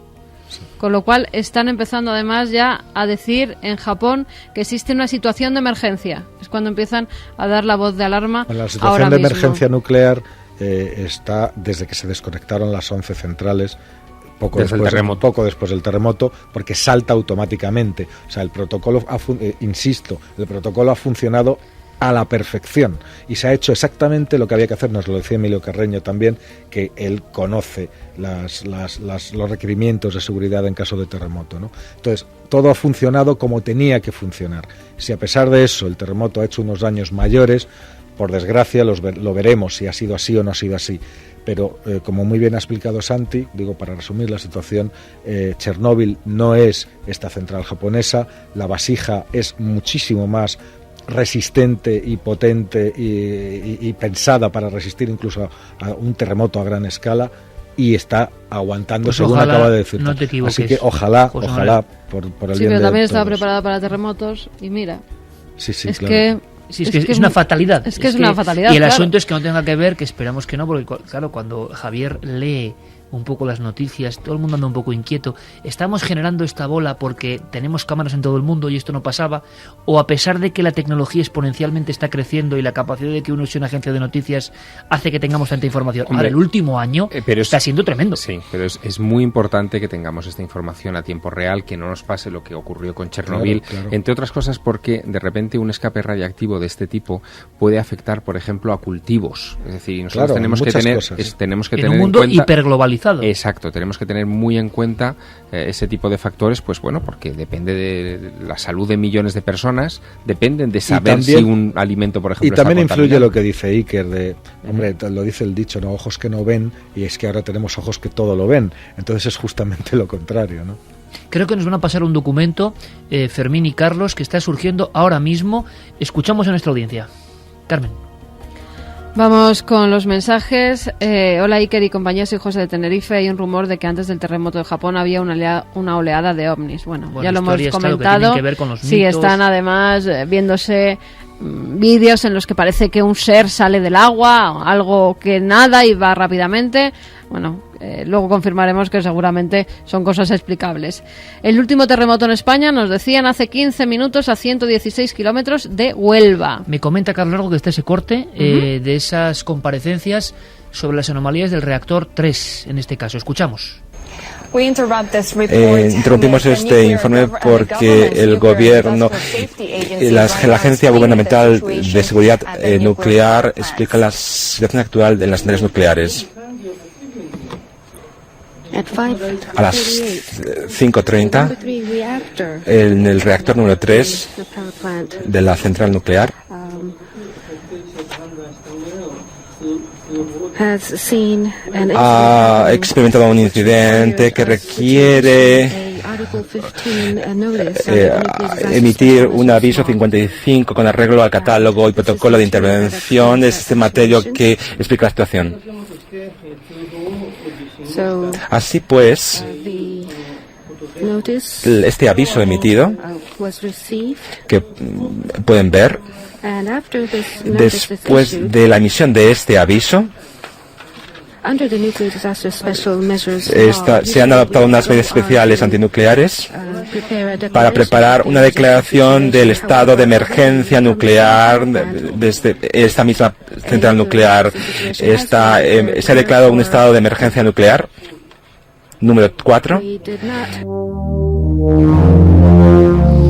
Todo es muy confuso. No varía nada. Que es lo que ya sabíamos, ¿no? No varía nada, hombre. Pero esto también es que es un poco mosqueante. O sea, esto a estas horas una sabíamos cosa, ya hay antes. que distinguir entre lo que es el estado de alerta nuclear, que es lo que pasó inmediatamente después y un estado de emergencia nuclear en una central concreta, ¿no? Que es lo que desde luego el traductor, esta de la doble traducción, yo habría preferido escucharlo en inglés directamente. Claro, lo que ocurre es que entendemos también el nerviosismo, los conceptos y los términos, que no debe ser nada fácil, incluso además, para un traductor. Además, hablando de cosas nucleares, que a veces no son términos fáciles. Pues queremos Pero tener la información. Lo que dicen los teletipos es que, y creo que se referían a eso, que el número 3, reactor número 3, había comenzado a liberar también vapor. Claro, porque lo que quieren es quitar presión del interior de la vasija. Exactamente. Eso es una medida desesperada. Es decir, estamos hablando de vapor que procede directamente del núcleo. Sí, pero necesario. Es como descomprimir una olla que está a punto de estallar. Exactamente. Es refrigerante que está en forma de vapor y que lógicamente pues va a llevar partículas cargadas. Santiago, igual de desesperada que llenar las vasijas de agua de mar. Lo que no se puede hacer es dejarlo. Lo que no se puede hacer es dejarlo y que la presión... Suena tan arcaico. Suena tan arcaico refrigerar, que debe ser así, pero con agua de mar o de liberar vapor en una central nuclear ahora mismo en un punto del mundo. Suena en Japón, el imperio de la tecnología, ¿no? En fin, estamos viviendo esto y a mí me da mucha pena. Son las 3:56, me da auténtica pena porque las noticias están ocurriendo ahora y me gustaría no dejar a nuestros oyentes, a nuestros cientos de miles de amigos, y a partir de mañana, imaginaos en el podcast, porque eso está pasando, pues con esta incertidumbre, que no podemos decir nada más ahora mismo. Había un momento en que parecía que teníamos noticias claras sobre si había fusión o no del núcleo, pero en ese mare magnum, decía Santiago Camacho, que quizá puede servir como boceto de lo que está pasando, unas personas, unos mandatarios muy apesadumbrados, hablando de algo que, sea fusión del núcleo o no, son imágenes que creíamos tener completamente olvidadas, que ponen en la palestra el asunto de la seguridad nuclear, que ponen en la palestra también la fuerza de la madre tierra, lo que está ocurriendo, y que desde luego no son muy halagüeñas, en el sentido de que se está informando de acciones desesperadas en una central nuclear. Están evacuando a que más está gente, Iker. La televisión japonesa en directo está emitiendo imágenes de cómo están evacuando a más gente todavía. Me imagino que el radio aumenta. Bueno, pues nosotros tenemos que dejarlo aquí. Es ley de programación. Lo dicho, nos gustaría quedarnos para informar y ser serenos de alguna forma de la información, contaros todo lo que está pasando. Hemos tenido la fortuna de contar con un montón de amigos, de escuchar la voz de Japón. Ahora damos el relevo a nuestros compañeros. Una noche sin duda inolvidable para este equipo, y solamente queremos una cosa. Ojalá se equivoquen las profecías más agoreras. Ojalá el hombre que siempre ha superado todo supere esto también. Y ojalá dentro de 7 días podamos hacer nuestro programa con tranquilidad. Ha sido un gran accidente, ha sido una desgracia, pero no algo tan misterioso que nos hablan tampoco de ello como la redacción liberada. José Manuel Nieves, corresponsal Ciencia y Tecnología del diario ABC y compañero que nos muestra las claves científicas, Gracias una vez más por acudir a nuestra llamada y Gracias por esta a noche ti. de radio inolvidable. Gracias, amigo. Gracias a ti, Iker. Gracias, Carlos Largo, Fermín Agustí, Coque Peinado, Noel Calero. Gracias, Santi. Que no se cumpla el paralelismo fatal con Chernóbil. Pues esperemos que no, porque es un lugar de pesadilla. Ya lo contaremos algún día. Javier, ¿qué decir, no? Pues qué decir, yo esta noche he vuelto a enfrentarme al mayor de los misterios que tenemos a nuestro alrededor, que es la propia naturaleza. No la controlamos, no somos capaces todavía de medirla en toda su extensión ni de calibrar su fuerza. Y eso, como decíamos también antes, una gran lección de humildad. Es una grandísima lección de humildad en para este esta momento civilización de la historia, con el 2012 tan al cabo de la esquina. Casualidad. Algunos pueden pensar, lo dudo. Y que otros, justo, ojalá. Y justo en un periodo en el que yo no hago más que hablar del diluvio universal. Es verdad. Últimamente por cosas relacionadas con mi trabajo es literario. Que es la gran catástrofe de la antigüedad. Exacto, es como recordar esas cosas, ¿no? Como que los viejos temores siempre están presentes. Quizá la semana que viene, pues vamos a ver qué ocurre. Tengamos que seguir hablando de detrás del desastre, ¿no? Vamos a ver, compañeros, gracias por esta noche de radio. Carmen, mañana nos vemos en Cuarto Milenio, que evidentemente es un programa que no nos va a dar tiempo a tocar toda esta información, pero estaremos muy atentos. Sí, además vamos con un caso fuerte, que no se lo pierdan porque ha sido uno de nuestros últimos viajes. Y a las 12:30 más o menos estaremos en esa omisión de Cuarto Milenio. Esperemos que las noticias hasta entonces sean mejores. Por supuesto, gracias. Damos el relevo a nuestros compañeros de los servicios informativos de la cadena SER. Tenéis que seguir todos, de verdad, muy atentos a todo lo que vaya pasando minuto a minuto, porque es una de esas noches en que minuto a minuto el mundo puede cambiar. Ojalá dentro de 7 días podamos contar temas mucho más amables. Gracias por pasar esta noche de misterio y de información con nosotros.